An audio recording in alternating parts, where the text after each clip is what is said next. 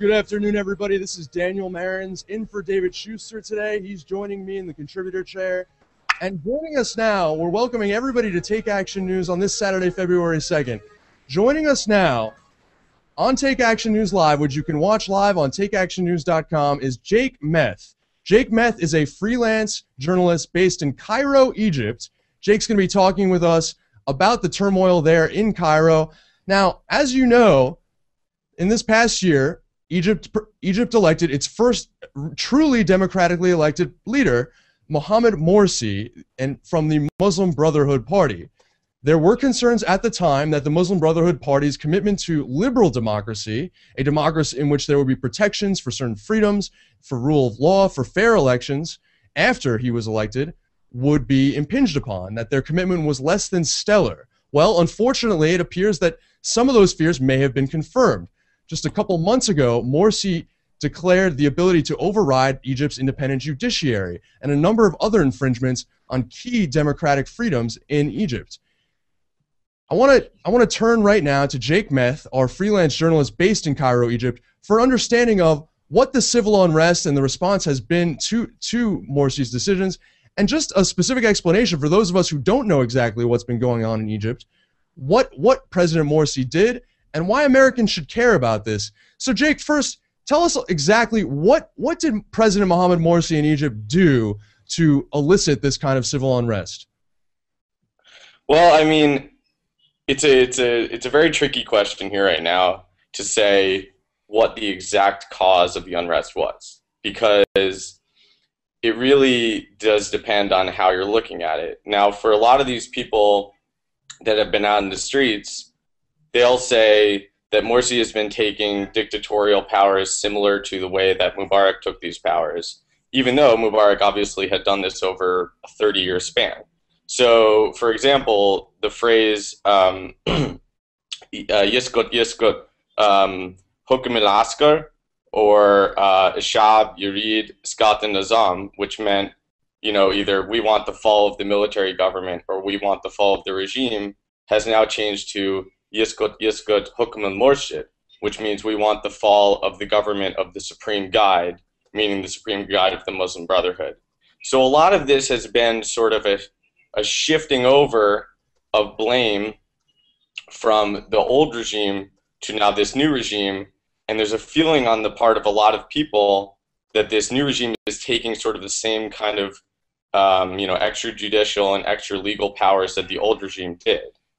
Now, at the same time, for the first time really since the revolution, you're also seeing what we could call a loyalist front, and this is mainly consists of Brotherhood supporters and some segment of them Salafis, who are more extreme Islamists.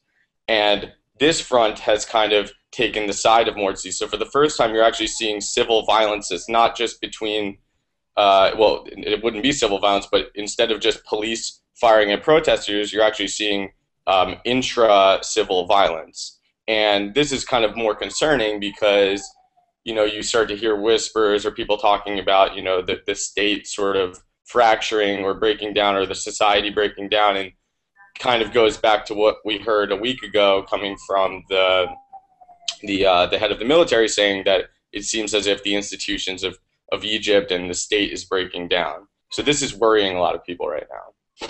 Jake, give us a little bit of an insight into what your experience is right now in Cairo, Egypt. Are you anywhere near where these protests are, where any of the violence is between Morsi loyalists and Morsi opponents, as you're explaining to us? What is the atmosphere right now in Cairo?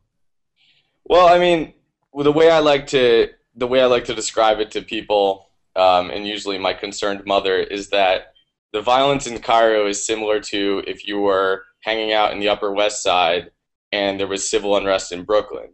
Now, it's close in terms of geographic distance, but the city of Cairo is a very particularly dense city. So on an everyday basis, in this sort of, in the neighborhoods that are not close to Tahrir Square, at least right now, and actually at the very moment there's fighting going on near the presidential palace, which is farther out in the Cairo suburbs. If you're not exactly right near those places, then you really don't actually even notice there's violence going on. And this is something that's often misleading in the reporting.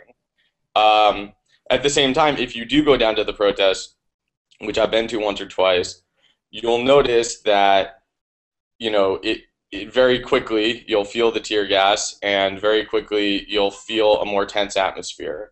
And it really just depends on where the protest is. They're constantly moving. The fighting over the last week was moving day by day, street by street, to different areas around the square.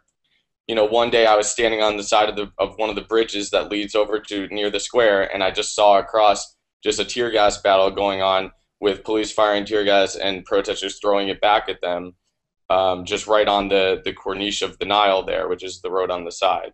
So Jake, you're Jake, seeing a lot of you mentioned tear fighting. gas, Yeah, and sorry.